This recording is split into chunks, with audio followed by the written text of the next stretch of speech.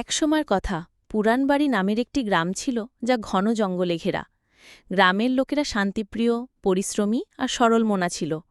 কিন্তু সেই গ্রামেরই এক প্রান্তে, জংলার ধারে, পুরনো একটা পোড়োবাড়ি ছিল যেটাকে সবাই ভয় পেত, কারণ মানুষজন বলতো সেখানে এক রাক্ষসী বাস করে।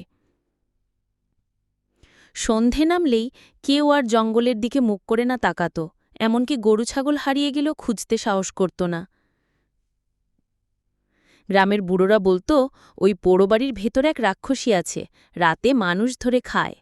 শিশুরা কানলে মায়েরা বলতো, চুপ কর, না হলে রাক্ষসী এসে তুলে নিয়ে যাবে।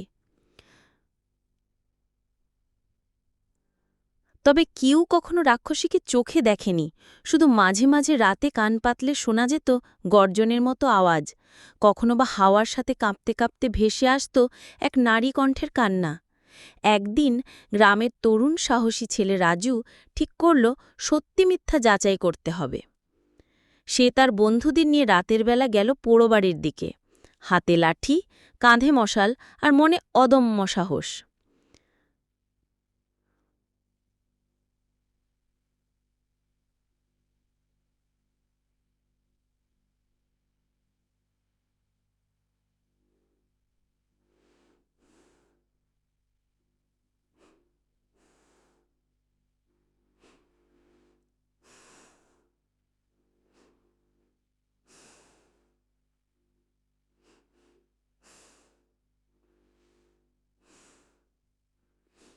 পোড়োবাড়িতে ঢুকে তারা খুঁজতে লাগল রাক্ষসীর চিহ্ন।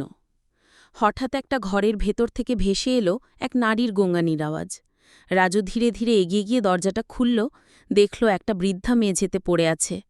শরীরটা হাড্ডিসার, চোখ দুটো কোটরে ঢুকে গেছে, আর গলা শুকিয়ে কাঠ।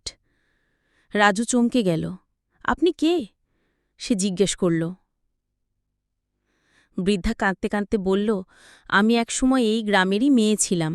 বহু বছর আগে স্বামী মারা গেলে শ্বশুরবাড়ির লোক আমায় ডাইনি বলে তাড়িয়ে দেয়। এই পোড়োবাড়িতে লুকিয়ে থাকি, রাতে জঙ্গলে গিয়ে খাবার খুঁজি। কেউ কাছে আসলেই ভয় পায়, আমাকেই রাক্ষসী ভাবে। রাজুর চোখে জল এসে গেল। সে ভাবতে পারেনি যাকে এতদিন রাক্ষসী মনে করা হচ্ছিল তিনি আসলে এক অসহায় মানুষ। পরদিন রাজু পুরো ঘটনা গ্রামে জানাল। প্রথমে অনেকে বিশ্বাস করতে চায়নি, কিন্তু পরের রাজুকে সাথে নিয়ে গিয়ে নিজের চোখে দেখল সেই বৃদ্ধাকে। গ্রামের মানুষ লজ্জায় মাথা নিচু করে ফেলল। তারা ঠিক করল আর কুসংস্কার নয়, মানুষকে মানুষ হিসেবেই দেখতে হবে।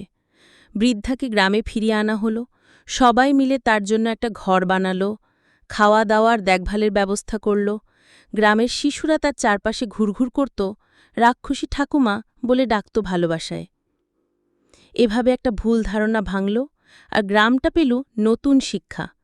সত্যকে জানতে হয় খোঁজ নিয়ে, না জেনে ভয় পেলে কুসংস্কার